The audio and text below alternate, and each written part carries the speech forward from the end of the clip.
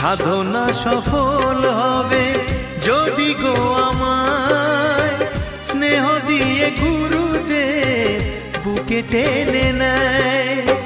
গুরুকে জানাই আমি শ্রদ্ধা প্রণাম, তাই তো গুরুর মান রাখতে এলাম। গানই আমার পূজা, গানে পরিচয়, তাই তো জীবন মোর শুধু গীতিময়। শোনাতে এলাম গান এই আসরে, ভরিয়ে দিতে প্রাণ সুরে সুরে।